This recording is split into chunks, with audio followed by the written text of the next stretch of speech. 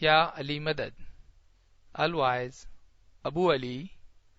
Wise number 14.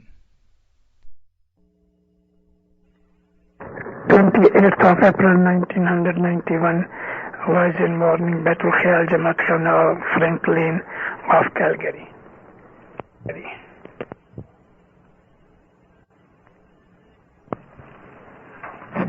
یا علی مدد.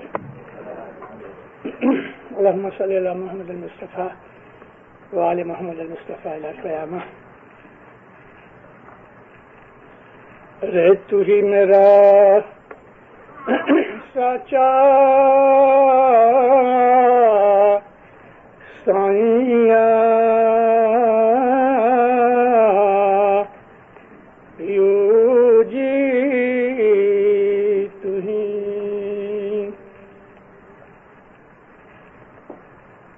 مہندی ماں ہے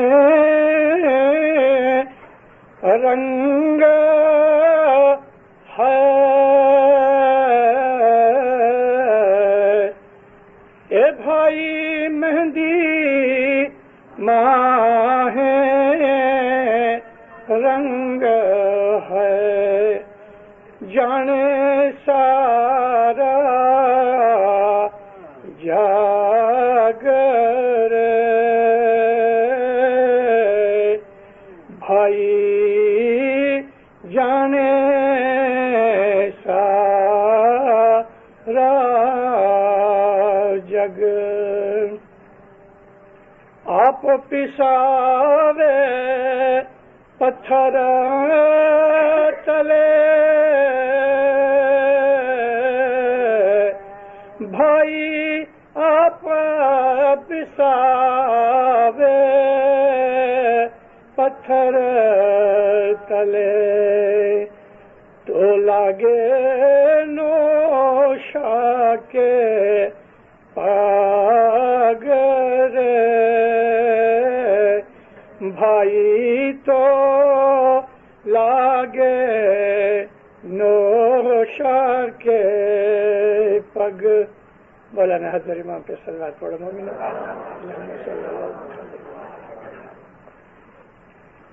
ستوینی کے اندر ایک مثال دیتے ہیں کہ جو مہندی ہے وہ گرین کلر کی ہوتی ہے، پتے ہیں، اس کو سکھا کے پاؤڈر بناتے ہیں اور اس میں پانی ڈال کے تھوڑی دیر کے بعد دلہا کے پاؤں پہ لگاتے ہیں، دلہن لگاتی ہے. سارا جگ جانتا ہے کہ مہندی کے اندر رنگ ہے، مگر جب تک کہ اس کو پیسا نہ جائے، پاؤڈر نہ بنایا جائے، تب تک وہ رنگ نہیں نکلتا. یعنی اس کا ایک مقصد یہ ہے کہ اگر نوشا کہتے ہیں دلہا کو، جب شادی ہوتی ہے تو شادی کے اندر سب سے جو امپورٹنٹ فگر ہے وہ دلہا کی ہے. یہاں دلہا سے مطلب ہمارا مولا ہے کہ جس کے ساتھ ہماری روح شادی کرتی ہے. شادی کہتے ہیں خوشی کو، اور یہ خوشی ہوتی ہے اس لیے کہ یونین ہوتی ہے. یہی جو یونین ہے ہمیں اپنی عبادت کے اندر خدا کی یونین کے ساتھ ہمارا ایم بنتا ہے. ہمارا مقصد یہ ہوتا ہے، اور وہ خاص کر کے جو لوگ خدا سے محبت کرتے ہیں ان کی ایک ہی مرضی ہوتی ہے، ایک ہی دعا ہوتی ہے کہ اس کی جو روح ہے وہ خدا تعالیٰ کے نور کے ساتھ مل جائے. ہم اپنے مذہب کے اندر اس کو اصل میں واصل کہتے ہیں، صوفی لوگ اس کو فنا فی اللہ کہتے ہیں. مذہب ہم کو یہ سکھاتا ہے، مذہب ہم کو اس بات کے لیے اویکننگ دیتا ہے کہ ہم کہاں سے آئے، ہماری اصل کیا ہے. ماں کے پیٹ سے ہم آئے ضرور، لیکن ہماری ماں ہماری اصل نہیں، کیونکہ جو بدن ہے وہ ایک کنٹینر ہے. اس کنٹینر کے اندر ہماری آتما ہے، ہمارا روح ہے، اور یہ جو روح ہے وہ خدا تعالیٰ کے پاس واپس جانی چاہیے۔ جب کوئی شخص گزر جاتا ہے تو اسلام کے اندر گزرنے والے کی جب خبر سنتے ہیں تو پہلی چیز منہ میں سے یہ نکلتی ہے، ان للہ و انا الیہ راجعون، ہم خدا کے لیے ہیں اور واپس ہم کو خدا میں جانا ہے۔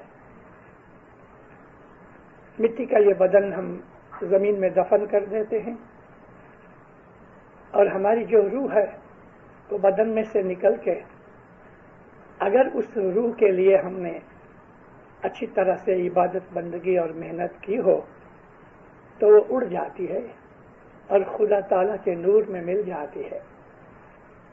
اس سے بڑا درجہ اور کوئی نہیں۔ لیکن اگر ہم نے اپنی روح کے اوپر بوجھ اور وزن ڈالا ہوا ہے، جیسا کہ ایک برڈ ہے، ایک پنچھی ہے، ہم اس کی طاقت سے زیادہ اس کو کوئی پتھر سے باندھ دیں تو وہ اڑ نہیں سکتا، یا ہم کسی پنچھی کے پانکھ کاٹ ڈالیں تو وہ اڑ نہیں سکتا۔ ہماری جو آتما ہے، ہماری جو روح ہے، وہ خدا تعالیٰ کے نور میں سے نکلی ہوئی ہے۔ مولانا حضرت امام فرماتے ہیں کہ روح جو ہے وہ یعنی کہ کریٹ کی گئی ہے، لیکن پھر وہ روح کبھی مرتی نہیں۔ آتما امر ہے، ایٹرنل ہے۔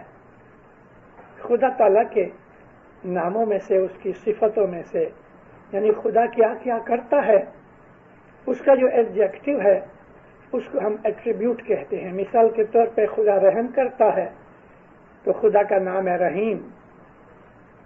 خدا بخشش دیتا ہے تو اس کا ایٹریبیوٹ ہے وہاب۔ خدا ہم کو پالتا ہے، روزی رزق دیتا ہے تو اس کا ایٹریبیوٹ ہے رب۔ خدا نے کریٹ کیا ہمیں، ہماری اتپتی ہوئی تو اس کے لیے خدا کا نام ہے خالق، یعنی دی کریٹر۔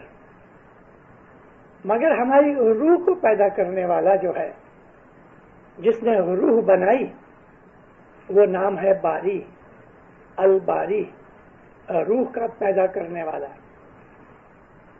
تو خدا تعالیٰ نے اپنی نورانی حالت میں سے ایک سپارک الگ کی، جیسے کہ آپ آگ جلاؤ، لکڑی کولسے کی آگ جلاؤ، اس میں سے سپارک نکلتی ہے۔ یہ جو آگ کی سپارکس ہوتی ہیں، اس کو پکڑ کے ہم کوئی دوسری آگ نہیں جلا سکتے، کیونکہ وہ جب آگ میں سے نکلتی ہے تو تھوڑے اوپر جا کے وہ خاک ہو جاتی ہے، اس کا اینڈ آ جاتا ہے، وہ ٹیمپریری چیز ہے۔ ہماری روح ایسی ہی ہے، آگ میں سے، خدا کے نور میں سے نکلی ہے۔ یعنی آگ میں جس طرح سے سپارک نکلتی ہے، ایسا خدا نے اپنے نور میں سے ہماری روح کو پیدا کیا۔ لیکن وہ دنیا کی جو سپارک ہے وہ ٹیمپریری ہے، مگر یہ روح ہے وہ ایٹرنل ہے۔ پھر اس کو موت نہیں ہوتی، لیکن یہ روح واپس خدا کے نور میں مل جاتی ہے تو وہ ایٹرنل ہو ہی گئی۔ جب تک کہ روح خدا کے نور میں نہیں ملتی، تب تک اس روح کو گھومنا پڑتا ہے، پھرتی رہتی ہے۔ اور ہم اپنی ایک زندگی نہیں، بہت سی زندگیاں پسار کرنے کے بعد اگر ہم نے اپنی روح کو اصل تک جانے کے لیے کوشش نہ کی تو اس کی سزا ہمارے جیب کو بھگتنی پڑتی ہے۔ روح کو سزا نہیں ہوتی، کیونکہ روح ہے وہ پاک چیز ہے۔ ہم جو گناہ کرتے ہیں اس کی پنشمنٹ ہمارے جیب کو ملتی ہے۔ یہاں میں تھوڑا سمجھا دوں کہ روح میں اور جیب میں، آتما اور جیب میں کیا فرق ہے۔ خدا تعالیٰ نے قرآن پاک میں جگہ جگہ حیوات الدنیا کا ذکر کیا ہے، یعنی تمہاری دنیا کی زندگی۔ یہ جو قوت حیات ہے، زندگی، وہ جیب کے ساتھ ہے۔ जिसको हम इंग्लिश में ट्रांसलेशन करें तो उसका होता है life force, force of life. ये जो लाइफ है, जीव, ये बहुत सी चीजों में है। घास का जो तिनका है, इसके अंदर जीव है, इसलिए वो हरा है। अगर जीव निकल जाए तो वो सूख जाता है। दरख्तों में, प्लांट्स में जीव है, कीड़े मकोड़ों में जीव है। और आज तो हम माइक्रोस्कोप से बैक्टीरिया देख सकते हैं। बैक्टीरिया में भी जीव है, जो सबसे नीचा प्राणी है। कीड़े मकोड़ों के बैक्टीरिया के अलावा और भी ऐसे बहुत से इंसेक्ट्स हैं, वो इतने बारीक हैं कि हम आंख से नहीं देख सकते। इनमें सब में जीव है। यहां तक कि हमारे पीर कहते हैं कि पत्थर में भी जीव है, मगर ये पत्थर जो पहाड़ों में है, ये नहीं, ये तो लावा है जो जमीन के अंदर से निकला है। समुद्र के अंदर वाइट कलर की रॉक होती है, जिसको रीफ कहते हैं। और ये रीफ कोरल से बनी होती है। कोरल जो होता है, CORAL, ये बढ़ता रहता है क्योंकि इसमें जीव है। ये बैक्टीरियल जीव जो पानी के अंदर है, ये वाइट कलर का लाइम की तरह का पत्थर है। वो किसी छुरी से भी तोड़ा नहीं जा सकता, उसको हथौड़ा चाहिए। लेकिन फिर भी वो ये माउंटेनस पत्थर से सॉफ्ट होता है। ये जो कोरल है, ये एक किस्म का जीव है जो मिलते मिलते मिलते इकट्ठे होते रहते हैं और एक पहाड़ की शक्ल ले लेते हैं। पत्थर में भी जीव है, घास में जीव है, दरख्तों में जीव है, वनस्पति यानी वेजिटेशन में जीव है। फिर ये बढ़ते बढ़ते जानवरों में आता है और जानवरों से इसी तरह से इर्तिकाई मंजिलें यानी एवोल्यूशन की मंजिलें तय करके फिर एक इंसान बनता है। खुदा ने इंसान को इवॉल्व किया है।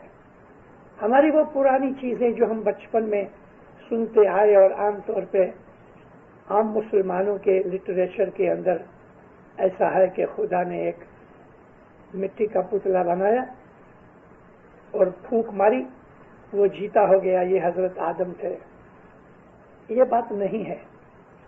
पुराने जमानों के अंदर इतना इल्म नहीं था और मेजॉरिटी जो लोग थे वो बेचारे अकल वाले नहीं थे, इल्म वाले नहीं थे। अब उनको ये चीज नहीं समझाई जा सकती कि जो एवोल्यूशन है वो क्या है। तो आम लोगों ने, उलमा ने कुरान शरीफ की इस बात को, हकीकत को नहीं समझा, तो उन्होंने ये लोगों के समझाने के लिए कहा कि खुदा ताला ने हजरत आदम का पुतला बनाया और फूंक मार के उसको जिंदा किया।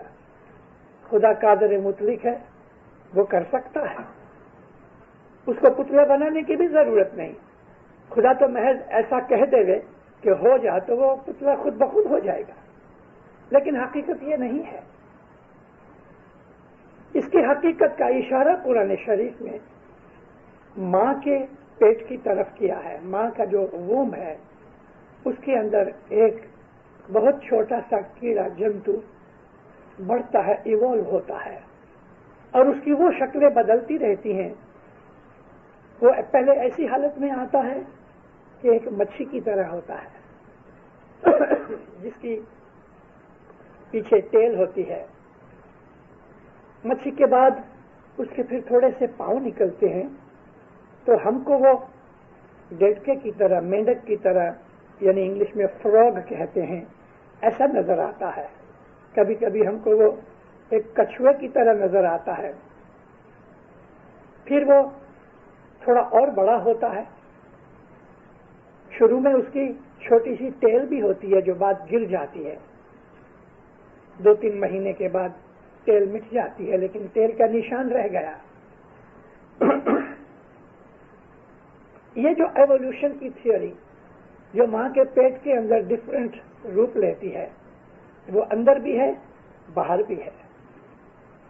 फिर सदरुद्दीन ने जो 10 अवतार लिखे, उसकी हकीकत ऐसी ही है कि मच्छी का रूप था, काशवे का रूप था, اس کے بعد جنگل کے ایک جانور کا غرا کا روپ ہوا، ایک لائن کی طرح ہو گیا کہ بدن چھوٹا اور منہ بڑا.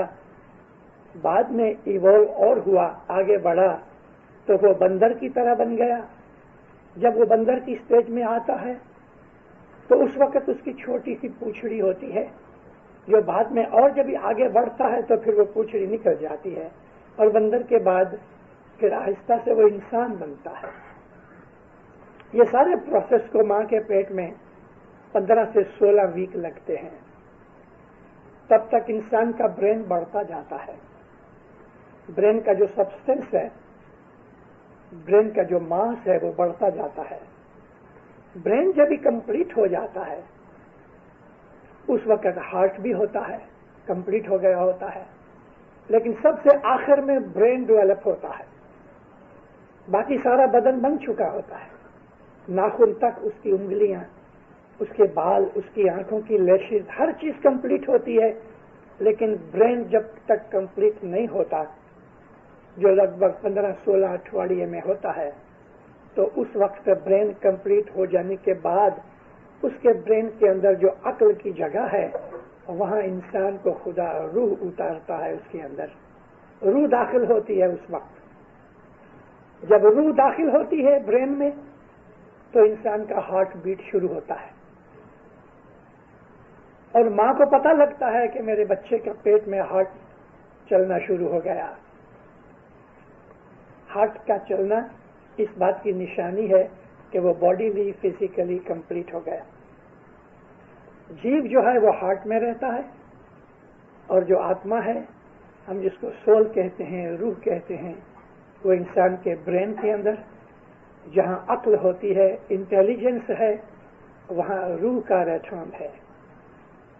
اب بچہ اتنا چھوٹا کمپلیٹ ہو گیا ہے، روح بھی داخل ہو گئی، ہارٹ بھی شروع ہو گیا، اس کی نس و ناڑیوں میں بلڈ دوڑتا ہے، لیکن چھوٹا بہت ہوتا ہے.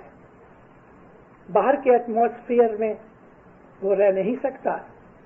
خدا اس کو اس لائق بناتا ہے.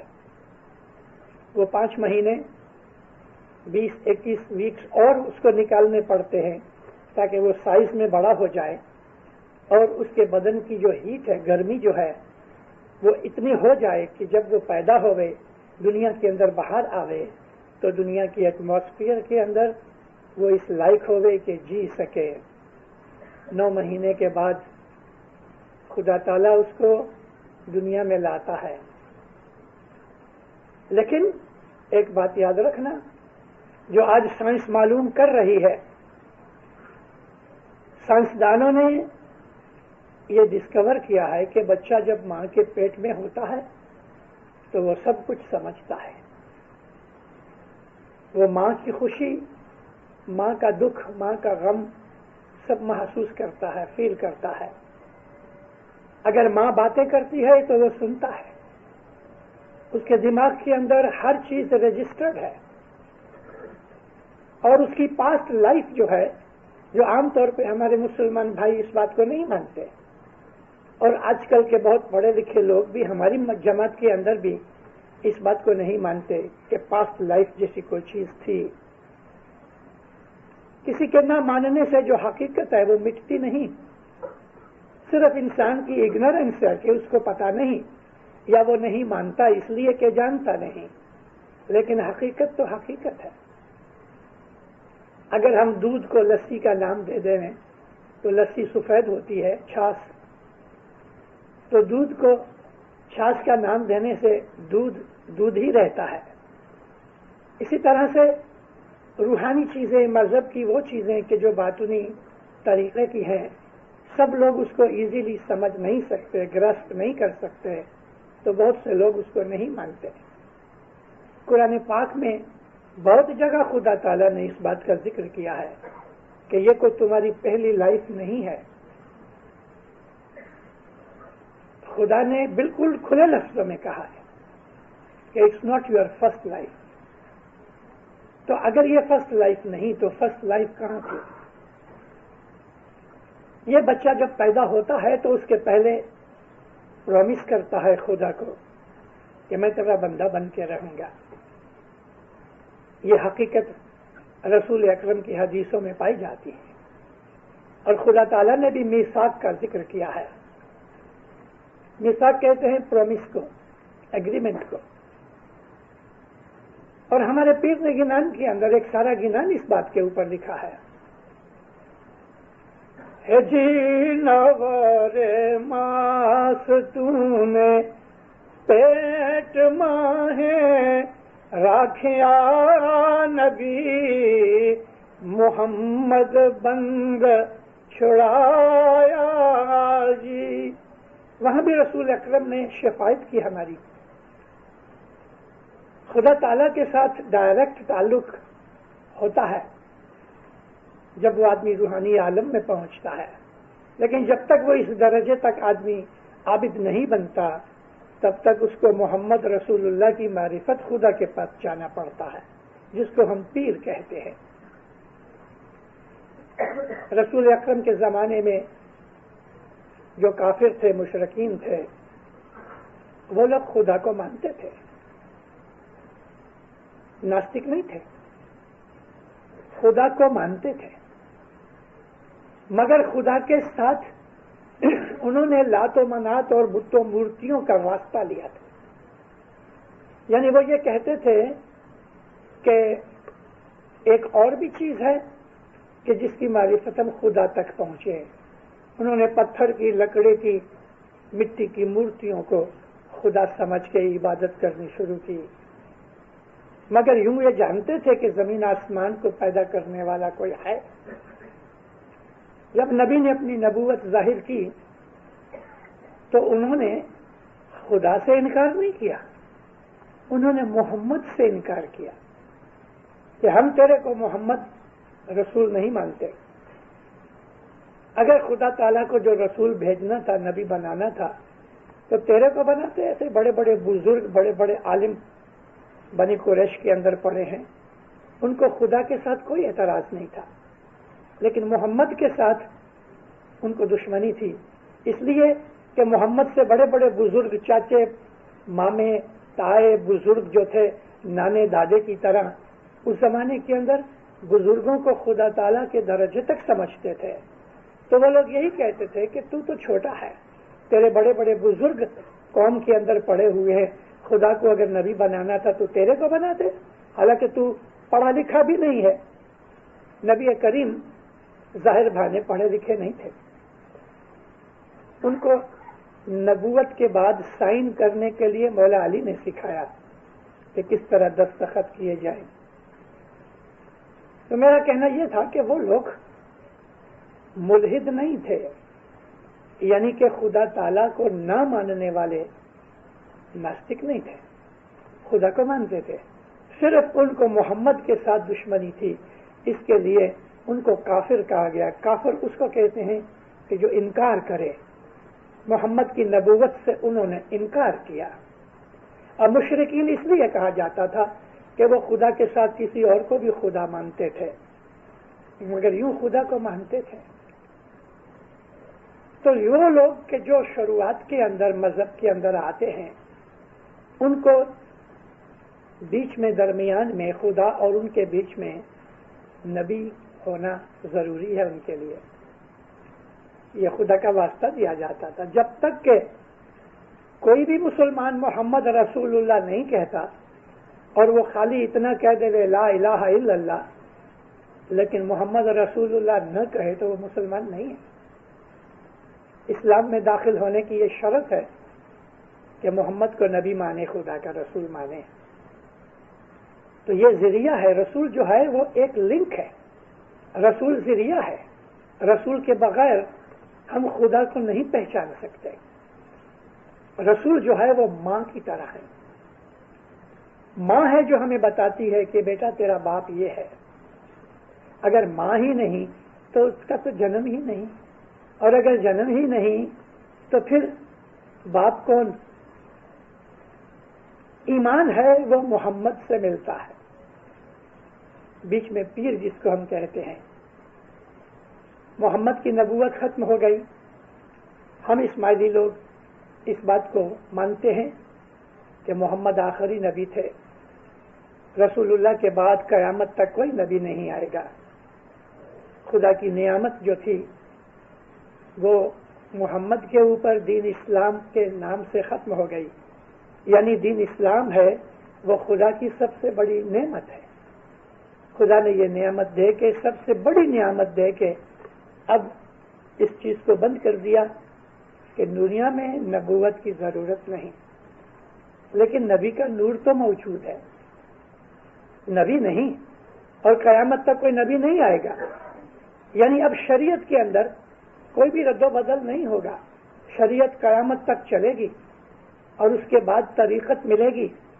तरीक़त को पास कर लेने के बाद हकीकत मिलेगी, और हकीकत का जो अंजाम है वो इंसान को खुदा की मारिफत से मिलता है।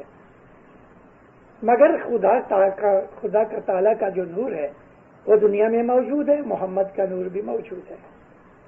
खुदा का नूर है वो अली की सूरत में है, मोहम्मद का नूर है वो पीर है। इसलिए हम शाह और पीर कहते हैं, यानी कि इमाम और पीर, जिसको हम कलमा के अंदर अल्लाह और रसूल कहते हैं, वो शाह और पीर है। ये पीर शाह का जाप है कि अली या मोहम्मद, ये जाप है, इसको हम पीर शाह कहते हैं। तो जाप जो है उसके अंदर एक ताकत है। खुदा ताला के जो एट्रीब्यूट्स हैं, जिसको हम खुदा के नाम कहते हैं, उन नामों की सिफतों के अंदर ताकत है, एनर्जी है। एक आदमी खुदा ताला का रहम मांगता है, उसके ऊपर गुनाह करने के बाद कोई मुसीबत आ गई तो वो खुदा का रहम मांगता है, मेरे से गलती हो गई, तू रहम कर। तो या रहीम की तस्बीह निकालो, या रहीम का जिक्र करो, खुदा का रहम उतरेगा। अगर कोई आदमी को अपनी रोजी रोजगार के अंदर तंगी हो गई तो रब को याद करो। रोजी रिज़्क देने वाला राज़िक है, लेकिन रब का मतलब यह है कि वो सब चीजें दे दे जो जीवन गुजारने के लिए जरूरी हैं। राज़िक उसको कहते हैं कि जो रोजी देवे खाने के लिए, पीने के लिए। लेकिन रब के अंदर कपड़ा लता, फर्नीचर, मकान, रहने की वो तमाम जरूरियात जो जरूरी हैं इंसान को जिंदगी गुजारने के लिए, वो देने वाले को रब कहते हैं। इंग्लिश में उसको सस्टेनर कहते हैं। ये जो वेदर है, गर्मी है, ठंडी है, बारिश है, खुश्की है, ये वेदर भी रब की ताकत के अंदर आता है, क्योंकि वेदर भी हमारी जिंदगी के लिए बहुत जरूरी है। ठंडी से ठंडी जगह में नॉर्थ पोल के पास आदमी रहते हैं। गर्म से गर्म जगह जो इक्वेटर के ऊपर है, जैसे कि सेंट्रल अफ्रीका है या सेंट्रल भाग ऑफ ब्राजील वगैरह, अर्जेंटीना, साउथ अमेरिका का है, ऐसी दुनिया के जो गर्म मुल्क है, सख्त गर्म है, ऐसे गर्म कि 145 डिग्री तक फ़ारेनहाइट उनका दर्जा पहुंचता है।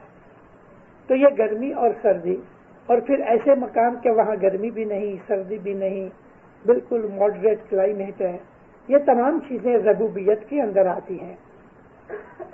इन चीजों को समझना खुदा ताला की समझ मारिफत के लिए जरूरी है। इबादत सिर्फ यही नहीं कि आज आप महज जिक्र करते रहो। जिक्र करना बहुत उत्तम चीज है, जिक्र जो है वो आला दर्जे की चीज है, लेकिन इसके साथ साथ आदमी को समझना भी चाहिए, इल्म हासिल करना चाहिए, और जिसको हकीकत कहा गया।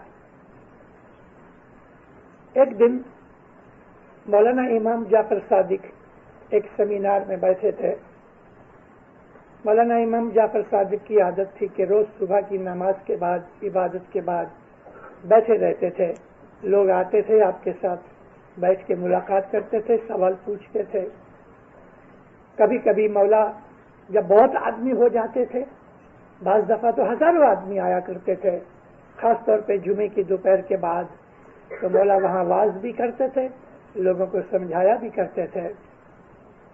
इस आदमी के सवाल में कि शरीयत, तरीकत, हकीकत और मारिफत का हमको बयान करो, तो मौला ने एक बहुत अच्छा एक सिमिली दी, यानी मिसाल दी। मौला फरमाया कि गुलाब का एक छोटा सा प्लांट है, इसके जो मूड हैं के अंदर से एनर्जी निकाल के या हीट निकाल के बाहर प्लांट को सप्लाई करते हैं। मौला फरमाया कि दोज रूट्स और ईमान, फेथ, हमारा जो ईमान है वो अंदर छुपा होता है हमारे अंदर। लोगों को हमारे ईमान का पता नहीं लगता क्योंकि ईमान is hidden in your chest. मौला फरमाते हैं कि इसके बाहर जो ब्रांचेस और स्टेम्स होते हैं वो शरीयत की तरह हैं, यानी उसकी ब्रांचेस हैं, उसके पत्ते हैं, ये लाइक शरीयत फर्स्ट स्टेज है।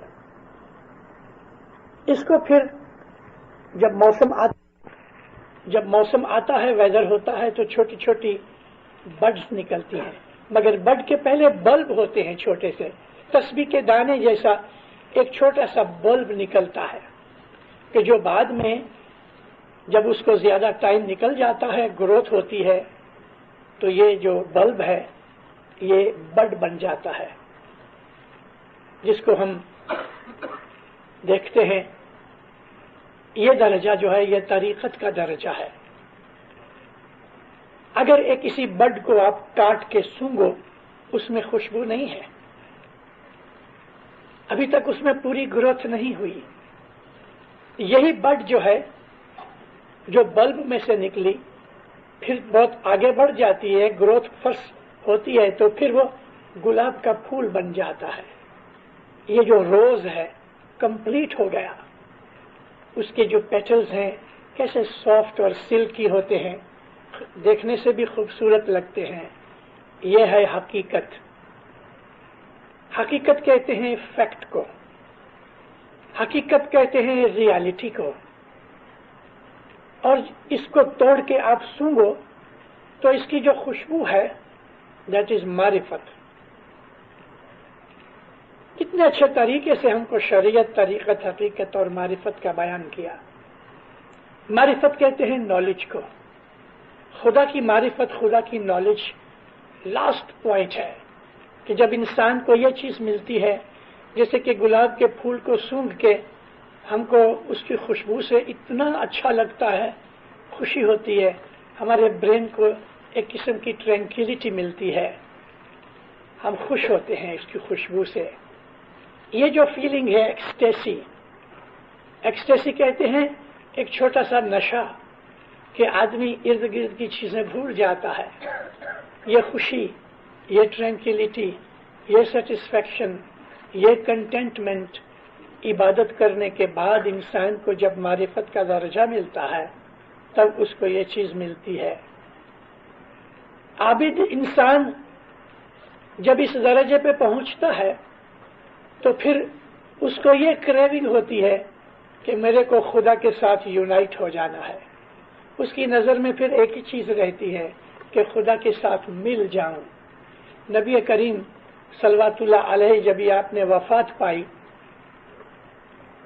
तो 3-4 मिनट पहले हुजूर की आंखें बंद थी, आपके मुख मुबारक से निकला, 3 दफा निकला, अर्रिफाकतुल आला। अब मेरे को यूनियन चाहिए उसके साथ वो जो सबसे आला ऊंचा है, अर्रिफाकतुल आला। 3 दफा हुजूर के मुख मुबारक से ये चीज लफ्ज निकले और उसके बाद आपने इस दुनिया को छोड़ दिया। हर इंसान जो खुदा से मोहब्बत करता है या जिस इंसान को इस बात की ख्वाहिश है, डिजायर है कि वो रियलिटी तक पहुंचे, और खुदा से बड़ी रियलिटी कोई नहीं, उससे बड़ा ट्रूथ कुछ नहीं, वो जो है ना वो अल्टीमेट है, बिल्कुल अल्टीमेट है, एब्सोल्यूट है, उसके बाद कुछ नहीं। हमारी रूह उसमें से निकली है और ये रूह वापस उसमें चली जाए, इससे बड़ी कोई रियलिटी नहीं, इससे बड़ा आनंद, खुशी कुछ नहीं। उस चीज को पाने के लिए बहुत बरस चाहिए। हमको गुलाब का जो पौधा है या कोई भी ऐसा प्लांट हम लगाते हैं तो जिस दिन हमने लगाया उसी दिन वो बड़ा नहीं हो जाता, اس کو ٹائم لگتا ہے. ویدر کی کنڈیشن بھی چاہیے. اگر ویدر برابر نہیں تو اس میں سے وہ چیز نہیں ملتی جو ہمیں چاہیے. پیروں نے گنان میں فرمایا رت بنا پھل نہ ہوئے. رت کا مطلب ویدر ہے. سردی کا موسم ہے, ٹھنڈی ہے, برف پڑتی ہے, اس وقت اگر ہم کوئی بیج یا اناج بوئیں تو وہ دوسرے ہی دن اس میں پھل نہیں لگے گا, اس کو ٹائم لگتا ہے. آپ آمبے کے درخت کو, مینگو کو دیکھو, مینگو کا بیج ڈالو, 12 برس کے بعد پھل لگتا ہے اس کو. خدا کا رستہ ایزی نہیں ہے. اور وہ لوگ کے جو خدا کے رستے میں اسٹرائیو کرتے ہیں, انگلش میں کہتے ہیں اسٹرائیو, اور قرآن شریف نے اس کے لیے لفظ رکھا ہے جوہد. جوہد میں سے جہاد نکلا. جہاد کا مطلب ہے ٹو اسٹرائیو, ٹو اسٹرگل. خدا کے رستے کے اندر ہم کو اسٹرگل کرنی ہے. اور یہ اسٹرگل یہ ہے کہ جس طرح مرشد نے ہم کو کہا, اور ہمارا مرشد ہے نبی محمد مصطفیٰ رسول صلی اللہ علیہ وآلہ وسلم, اس کا جو نور ہے وہ دنیا کے اندر ہر وقت موجود ہے. ہر زمانے کے اندر امام کے ساتھ پیر رہے. اور کبھی کبھی ایسا بھی ہوا کہ پیری جوما امام نے اپنے پاس رکھا, جیسے کہ آج ہے. حضرت امام ہمارا پیر بھی ہے, حضرت امام بھی ہے, شاہ بھی ہے. امام سلطان محمد شاہ صلوات اللہ علیہ جب تخت نشین ہوئے تو اس وقت ان کے پاس پیری جوما نہیں تھا, کارن کہ پیر سید ابو الحسن شاہ جیتے تھے. 3 مہینے کے بعد, یعنی مولانا سلطان محمد شاہ کی امامت کو 3 مہینے ہو گئے اور سید ابو الحسن شاہ گزر گئے, تو امام سلطان محمد نے یہ پیری جوما بھی اپنے پاس رکھ لیا اور شاہ کریم کو شاہ اور پیر کے دونوں جومے دے کے گئے. آج اس وقت ہمارے پاس سیپریٹ پیر نہیں, لیکن جب بھی مولانا حسن علی شاہ ہندوستان میں آئے تو حسن علی شاہ ماں باپ کے پاس امامت کا جوما تھا اور ان کے بیٹے علی شاہ کے پاس پیری جوما تھا. حسن علی شاہ نے ایک دفعہ اپنی ماں کو پیری جوما دیا. ماتا سلامت سرکار, ماتا سلامت پیر کی پٹھیوں میں ان کا نام ہے. کچھ کے اندر جماعت میں ایک بہت بڑا جھگڑا ہوا. یہ جھگڑا ایسا تھا کہ جماعت کے 2 بھاگ ہو جائیں. تو مولانا حسن علی شاہ نے اپنی ماں کو پیری جوما دے کے تالیکہ لکھ کے ہندوستان بھیجا. ماتا سلامت ہندوستان آئیں. پیر ماتا بی بی سرکار جماعت میں کھڑے ہو کے آواز کرتی تھی. پیری جوما تھا, پیر کا نور تھا, اور انہوں نے یہ جھگڑا مٹایا, لوگوں کو مذہب سکھایا. ماتا سلامت جب بھی واپس جانے لگی تو رستے میں گوادر, پسنی اور ماڑا, مسکت ہوتے ہوئے ایران واپس گئیں.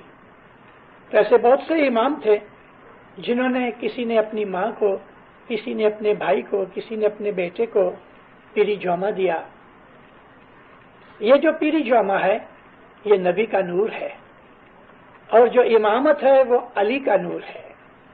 تو یہ علی نبی, یک خدا, حق شناسی دفع بلا, یہ خدا تعالیٰ کے نور ہے. اور خدا تعالیٰ نے قرآن پاک میں اس قسم کے بہت سے خلاصے کیے. افسوس یہ ہے کہ وہ سب لوگ جو قرآن پڑھتے ہیں وہ اس طرح پڑھتے ہیں کہ پڑھنے سے ہمیں ثواب ملے, لیکن قرآن میں کیا ہے اس کو سمجھنے والا کوئی ہے. مسلمان چھوٹے بچے کو 5-7 برس 10 برس کا لڑکا ہوتا ہے یا لڑکی ہوتی ہے تو اس کو قرآن سکھاتے ہیں, یعنی وہ کیا ہے, پڑھ جاتے ہیں. 4-5-6 مہینے کے 1 برس کے بعد ہر روز تھوڑا تھوڑا پڑھنے سے جب وہ قرآن ختم کرتا ہے تو پھر بہت خوش ہوتے ہیں, اس کی سیلیبریشن کرتے ہیں, لوگوں کو بلاتے ہیں, حلوہ کھلاتے ہیں, کھانا پینا کھلاتے ہیں. کبھی ہمارے بچے نے قرآن ختم کیا, پڑھنا ختم کیا, مگر قرآن میں لکھا کیا ہے وہ مسلمان جانتے نہیں ہیں. بڑے بڑے عالم جو ہیں وہ بھی قرآن شریف کی تلاوت کرتے ہیں. ٹھیک ہے, خدا تعالیٰ کے الفاظ ہیں, ورڈ آف گاڈ ہے, اس کے پڑھنے سے ہمیں برکت ملتی ہے, ثواب ملتا ہے, لیکن اس کے اندر جو علم ہے وہ ہدایت تو نہیں ملتی. تو قرآن شریف کے اندر امامت کے لیے कुरान शरीफ के लिए, पीरी जोत के लिए, कुरान शरीफ के अंदर दसवंद के लिए, कुरान शरीफ के अंदर आकबत के लिए, दुनिया के लिए बहुत सी चीजें फरमाई है। खुदा ने इस बात के लिए जोर दिया है, यानी एम्फेसिस किया है कि तुम अपने आमाल अच्छे करो, नेक करो। और इस चीज के लिए हुक्म किया है खुदा ने कि तुम्हारे अंदर थोड़े ऐसे लोग होने चाहिए कि जो लोगों को नेकी सिखावे, जैसे कि मिशनरीज हैं, आमिल हैं, लोगों को मजहब सिखावे ताकि लोग अपने मजहब को समझ सकें। सब आदमियों के पास इतना वक्त नहीं होता कि वो अपने मजहब की स्टडी डीप कर सके, लेकिन मौला अल्लाह ताला फरमाता है कि तुम्हारे अंदर थोड़े से ऐसे लोग होने चाहिए कि जो अम्र बिल मारूफ और नहीं अनिल मुनकिर का जिक्र करें, यानी तुमको नेकियों की तालीम देने और बदियों से बचाएं, तुमको सिखाएं कि नेकी क्या है, बदी क्या है, तुमको बताएं कि क्या करना चाहिए, क्या नहीं करना चाहिए, ताकि हमारे आमाल ठीक हो सकें। जो आदमी खुदा के नूर की शनाख्त करना चाहते हैं, जिनको चाहिए कि हमारी रूहानी ताकत बढ़े, तो दीनदारों उस आदमी का अंदर बाहर पाक होना चाहिए, उसके विचार पाक होने चाहिए, उसके अमाल अच्छे होने चाहिए। जिस आदमी के अमल अच्छे नहीं, उसके अंदर पाकीज़गी, पवित्रताई या खुदा का नूर कैसे आ सकता है? गंदी जगह के ऊपर खुदा बख्शिश नहीं देता। इसलिए इबादत करने वालों के लिए ऐसे बहुत से लॉज हैं कि जो उनको उस पे अमल करना चाहिए, यानी झूठ न बोलना, बदी न करना, किसी का हक न खाना। हम सब कुछ जानते हैं कि कौन सी चीज अच्छी है, कौन सी बुरी है।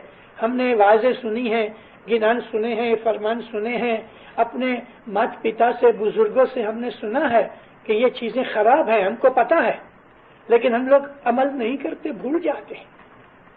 किसी का हक खाना, किसी के ऊपर आरोप लगाना, किसी के ऊपर इल्जाम लगाना, ब्लेम करना, गिबत करना, झूठ बोलना, बदनजरी करना, बुरे काम करना, शराब पीना, बदमाशी करना, जुआ खेलना, ये तमाम बदियां बुराइयां हम जानते हैं।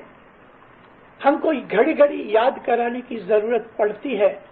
अगर फिर भी इंसान नहीं समझता तो वो इंसान खुदा ताला के हुजूर तक नहीं पहुंच सकता। उसकी आत्मा के ऊपर काला कपड़ा डाला हुआ है।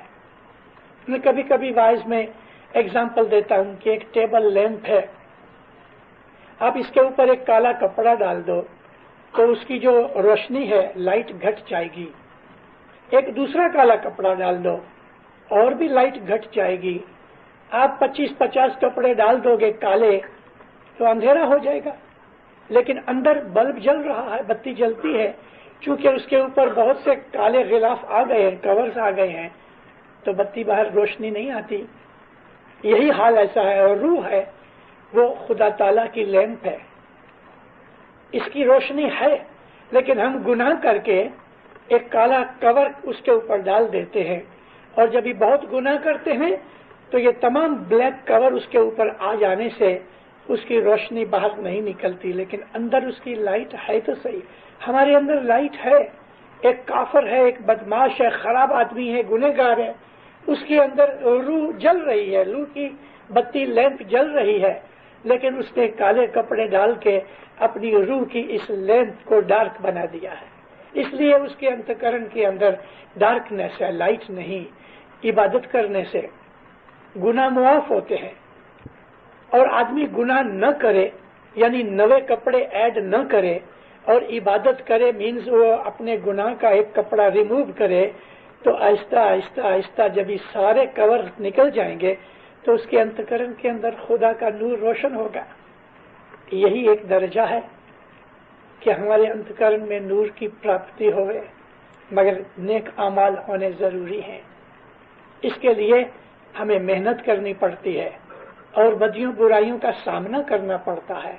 ये एक ऐसा प्रोसेस है कि जैसे मेहंदी के पत्ते हैं, उसमें से हमें लाल रंग चाहिए कि जो दुल्हा के पांव को लगे। यहाँ दुल्हा खुदावंद आलमीन की जात है, और हम अपनी इस जिंदगी में मेहनत करके पत्थर के नीचे पिसा के, यहाँ पिसाने का मतलब मेहनत है, दुख उठावे, राजी खुशी से दुख उठावे, اور ये दुख हमको हमारी इबादत में मदद करते हैं। देखो, आज हमारे सामने बड़े से बड़ा दुख ये है कि हम 4 बजे हर रोज नहीं उठते। जो आदमी हर रोज रात को लेट नाइट करे, दुनिया की मोहब्बत में, दुनिया की ऐश आराम में, दुनिया के मौज शौक में वो पड़ा हुआ है, क्योंकि रात 2 आदमियों के लिए बहुत अच्छी चीज है। यानी मैं बुराई को भी अच्छा इसलिए कहता हूं कि वो बद आदमी इस बात को अच्छा समझता है। एक तो ये है कि जो आबिद है, खुदा ताला का भक्त है, वो रात को बहुत अच्छा समझता है कि एकांत हो जावे, सब लोग सो जावे तो वो खुदा की इबादत करे। दूसरा, रात की इंतजार वो आदमी करता है कि जिसको गाना चाहिए, शराब चाहिए, औरत चाहिए, बदियां बुराइयां गुनाह चाहिए, तो वो रात को इन गुनाहों वाली जिंदगी के अंदर मस्त रहता है। एक वो है, एक ये आबिद है। दोनों को रात की जरूरत है। अब जो हम दुनिया की ऐशो आराम और दुनिया का जब मौज शौक रात को होता है, हम उसके अंदर इंडल्ज हो जाएं, तो मुझे बताओ हम इबादत कर सकेंगे? ये बड़ी मुश्किल चीज है। सुबह 4 बजे नहीं उठ सकेंगे। किसी दिन शायद हम उठ भी जाएं, हर रोज नहीं उठ सकेंगे। इसीलिए हज़रत इमाम ने अपने फरमान में फरमाया कि बैतुल ख्याल is very difficult, it's a hard discipline. Betul ख्याल इजी नहीं है, खुदा तक जाना आसान नहीं है। राजा को हम देख सकते हैं लेकिन उसके पास पहुंच नहीं सकते। उसके लिए हमें कुर्बानी करनी पड़ती है, हमें सेक्रीफाइस करना चाहिए। जैसे कि ये मेहंदी के पत्ते पहले ड्राई होते हैं, फिर पत्थर के नीचे पीसे जाते हैं, पानी में डाल के उसको रखा जाता है, तब वो दूल्हा के पांव में पहुंचते हैं। इसी तरह से हमें दुनिया के दुख उठा के राजी खुशी से अपनी जिंदगी की बहुत सी ऐश आराम की बातें छोड़ के खुदा की इबादत करें तो उसमें से फल मिले। लेकिन दुनिया की मौज शौक भी चाहिए तो फिर इबादत नहीं मिलती। दोनों में से एक चीज अख्तियार करनी चाहिए। हमारा मजहब दिन इस्माइली तरीका, बातूनी तरीका है। हम रूहानी लोग हैं, हमारा मजहब रूहानियत के ऊपर है, हम शरीयत से ऊंचे हैं। इसलिए बहुत से मुसलमान भाई हम इस्माइलियों को नहीं समझ सकते, और हम उनको समझाना चाहते हैं तो वो समझ नहीं सकते, क्योंकि उनकी कैपेसिटी के ये बाहर है कि इबादत बंदगी और रूहानियत क्या है। जो लोग सूफी हैं इस्लाम के अंदर, वो भी शरीयती लोगों से दूर रहते हैं, और शरीयती लोगों ने सूफियों को भी बड़े बड़े दुख दिए और उनको काफिर कहा और ऐसा कहा कि तुम मुसलमान नहीं हो। ये लड़ाई दुनिया में जारी है। हमें एक ही एम रखना चाहिए, अपनी रूह को प्रोग्रेस में डालो, रूह को डेवलप करो, रूह की जो रोशनी है उसको हासिल करो, और अपनी जिंदगी के अंदर खुदा ताला के नूर में मिल जाने की लायकत पैदा करें। और जब हमारी रूह इस दुनिया से निकले, जब हमारी मौत आवे, तो इमाम सुल्तान मोहम्मद शाह फरमाया, मोमन के लिए मौत का दिन ईद का दिन है। क्यों? कि वही वक्त है कि जब हम अपने माशूक से, अपने मौला से मिलते हैं। ये हमारा बैतुल ख्याल है। मौला आपको सुखी आबाद करे, ईमान की सलामती देवे, हकीकत की समझ देवे।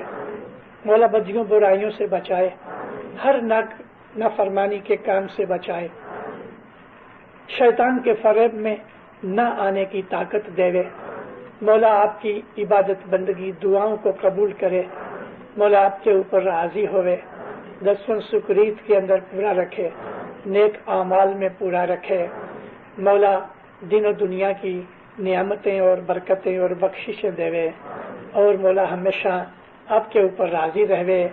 आपके एम को खुदा के नूर तक जाके फना होने की मौला मंजूरी देवे, कबूल करे, ज़ाहिर बातिन दीदार नसीब करे। ऐसा